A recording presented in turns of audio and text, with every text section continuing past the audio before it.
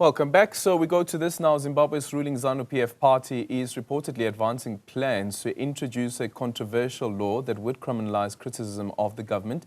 The move has raised serious concerns among opposition parties, civil society and international human rights groups, with many warning it signals a return of authoritarianism.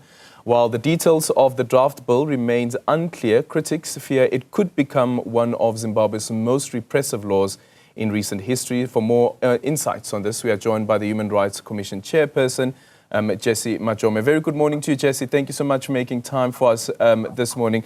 Are we jumping the gun on this one, considering that there was the Patriotic Act in Zimbabwe, and if this new proposal is any different to what has already been law in Zimbabwe? All right. Eldred, I have not had occasion to see any bill or to read any proposed bill. So it's not possible to actually say whether it's better or it's worse or it's the same than the amendment to the criminal code that made it a criminal offense to also to criticize, to promote sanctions or to be in a meeting where sanctions against Zimbabwe are concerned, which, as we know, which provision we know was struck down by the High Court recently. What I have seen is, because I'm not aware that there's a bill as yet, but what I hear is that there are proposals, there are motions by MPs who want to move that be done.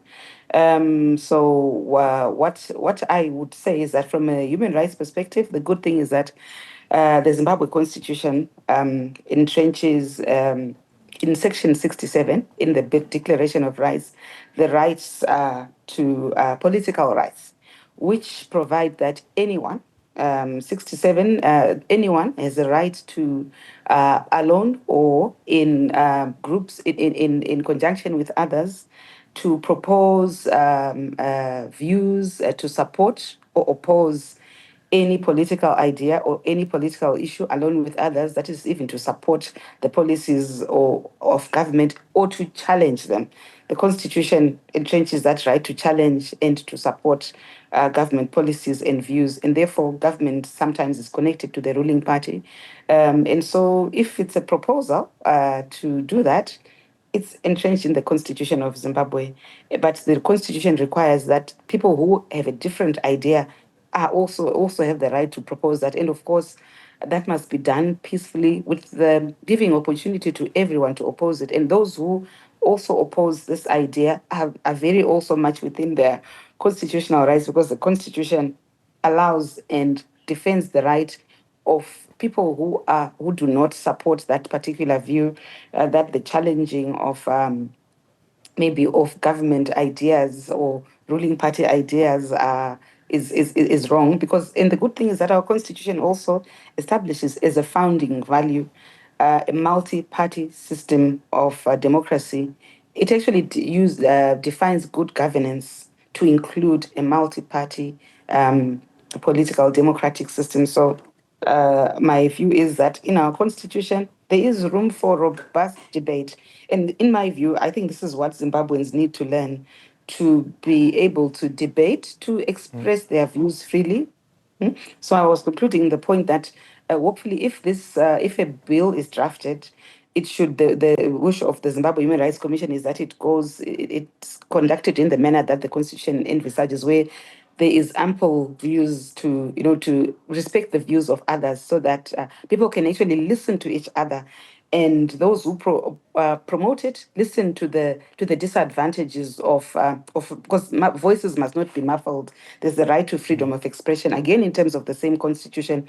And at the end of the day, if a bill is passed that the Parliamentary Legal Committee does not misses in its unconstitutionality, a court can strike it down. So we encourage the Zimbabwe Human Rights Commission robust and open debate that respects the rights of others and that promotes the values of democracy in the Constitution. Yeah, it also brings about this debate and conversation whether you can really legislate patriotism.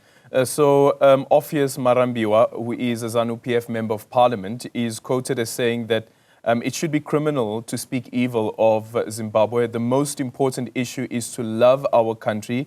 Let us praise our country in all circumstances, whether in good or bad times, during the night or the day. But as you've just outlined now, that the Constitution does actually protect dissenting voices. Exactly, it does. And that I want to think that to criminalize criticism of a country where there is where it's based on fact or opinion itself might not, it would be difficult to justify that in terms of the law. The Constitution will allow such limitations if they are reasonably justifiable in a democratic and open society. So it will be difficult, in my view, as a lawyer. I think it will be difficult to actually make that the law to that extent. It would have to be within the limits that still recognize the rights of Zimbabweans to dissent and to hold views, provided they do so in the manner that respects the rights of others. So this is the beauty about a constitutional democracy. It has room for everyone, and it is meant for that kind of debate. So let those who have views propose them, provided they are lawful, and let those who oppose them oppose so. But in the interest of good governance and democracy, that Zimbabwe must have a multi-party democratic system that also has freedom of expression, freedom of conscience. Our constitution recognizes the right to speak and think one's views apart from the political rights. So it will be interesting to watch. And the good thing is that the lawmaking process itself is entrenched by the Constitution. There has to be debate, there has to be public consultation. And at the end of the day, the role of Parliament, again, in terms of the Constitution, is not only to make just any laws, but laws for the good order, the good governance and order of Zimbabwe. So every law must meet that test, apart from also ensuring that it doesn't undermine the rights that are in the Constitution. Yeah.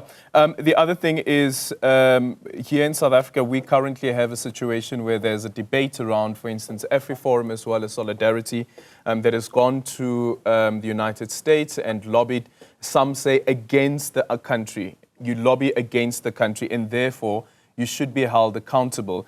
Others had said maybe treason is the charge that they should be facing. So it almost seems that what is happening is you have what are the interests of a country, but also on the other end, what are the dissenting voices saying, and whether those dissenting voices have the impact of the country also is facing repercussions for what has been said by those dissenting voices. And it seems to me that there's something similar that Zimbabwe is currently dealing with.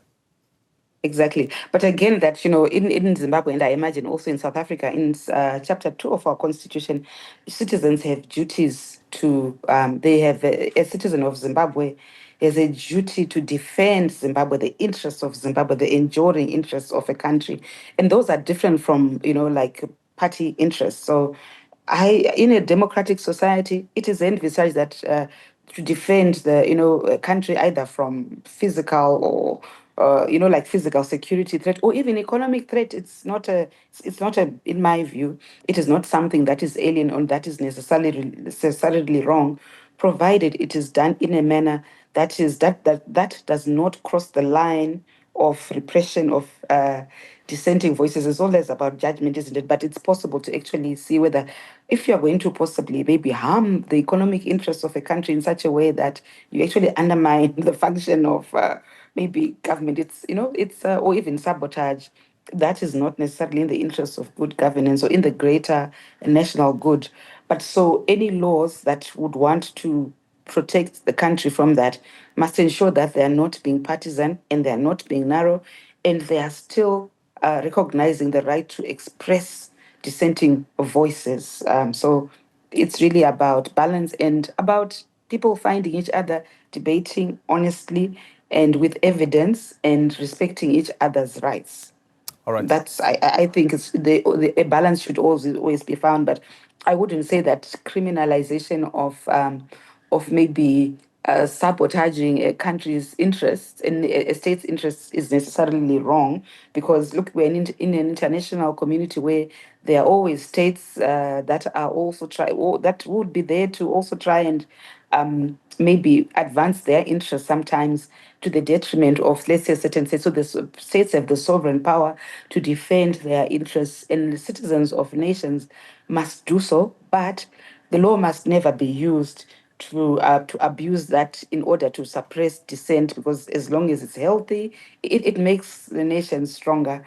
Like I keep saying, that's the beauty of constitutional democracy. Yeah. It has room for everyone, room for views, and balance of enforcement of the law, but in a manner that still recognizes different political views to the extent that they are still, fair and proportionate and are not detrimental to the nation's interest, not to political party, or personal political interests. Yeah, thank you so much for your time. Jessie Majome is the chairperson for the Zimbabwe Human Rights Commission. So in response to that argument that was made by Zanu-PF's Marambiwa, the Prosper Mutseimai, who is the opposition MP, said this for me, which is very interesting also. It speaks to the heart of it. Patriotism is not blind loyalty.